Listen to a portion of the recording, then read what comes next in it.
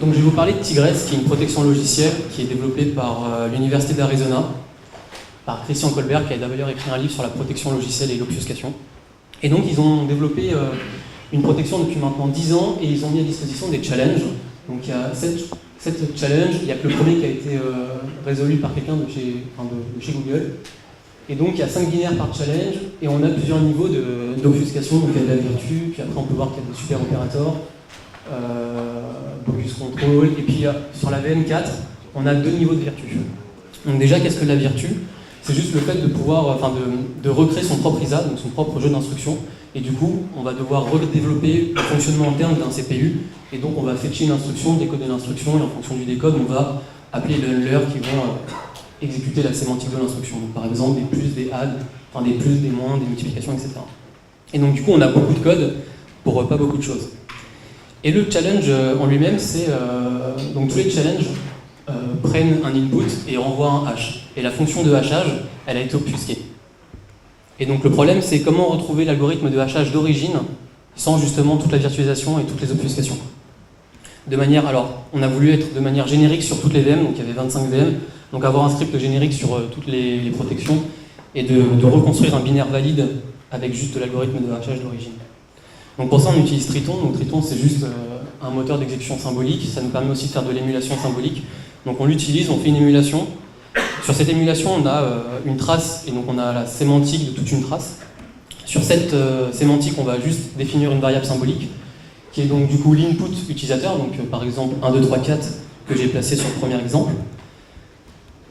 Et ensuite, on va faire une première passe d'optimisation qui est, on va concrétiser tous les nœuds qui n'ont aucun lien avec l'entrée utilisateur.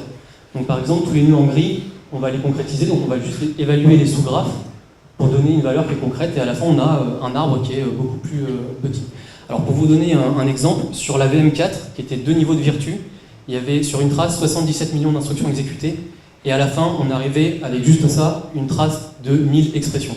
Alors 1000 expressions, c'est encore moins en instruction, parce qu'une instruction a plusieurs expressions. Ensuite on va passer sur une forme canonique. Alors on utilise Haribo qui a été présenté ce matin, et Haribo va nous permettre de faire des simplifications symboliques. Alors pour le cas de Tigress, ça n'a pas été nécessaire, mais dans le cas où il y avait eu des MBA, on aurait pu casser les MBA avec Haribo. Et ensuite, Haribo nous permet, comme l'a dit Marion ce matin, de passer vers l'IRL-LVM. Donc c'est ce qu'on fait, on passe vers l'IRL-LVM, ensuite on applique les passes d'optimisation LLVM et on recraft un binaire qui est valide. Avec une seule trace, on a réussi à extraire l'algorithme de hachage, 100% de l'algorithme de hachage sur plusieurs protections, sur plusieurs VM, mais comme on peut le voir, certains, non. Alors pourquoi? Parce que dans l'algorithme de hachage, il y a des branches qui sont prises en fonction de l'entrée utilisateur, et du coup, il nous faut plus de traces pour pouvoir reconstruire un CFG qui est correct. Donc on fait plusieurs traces, on fait l'union de ces traces, ça nous donne un CFG, et à la fin, avec seulement 2 traces, on solve toutes les VM, excepté 2 parce qu'il y avait une loupe sur entrée utilisateur et c'était un peu plus chiant et du coup on ne l'a pas fait.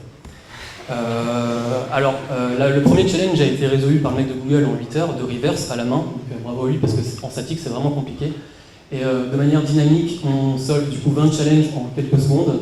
Et la VM4, ça nous a pris 2 heures dans le pire des cas, parce qu'il y avait beaucoup de simplifications à faire. Et ça m'a pris 170 Go de RAM pour le challenge 3 de la 4. Alors petit tricks, j'ai installé en fait un SSD de 500 Go et j'ai installé une Ubuntu juste pour l'épreuve de 450 Go de swap. Ça marche super bien.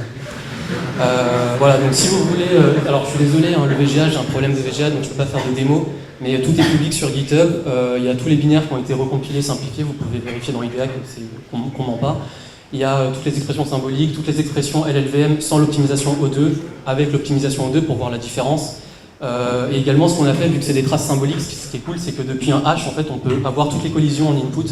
Donc pareil, j'ai pas de démo, mais en gros, vous donnez un hash pour une épreuve et ça vous sort un nombre indéterminé de collisions qui est valide, quoi.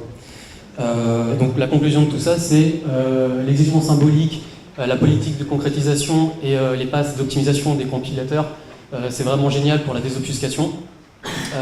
L'équipe Tigress est au courant de ça et ils étaient contents justement qu'on a cassé ça de manière symbolique parce qu'ils sont en train de pousser un nouveau papier académique qui présente une nouvelle protection anti-symbolique exécution. Donc on n'en a pas dit plus, c'est dans les mois qui arrivent et on attend avec impatience pourquoi c'est vraiment anti-symbolique exécution, est-ce qu'il y a des MBA, si c'est le cas, est-ce qu'on va pouvoir utiliser Haribo, etc.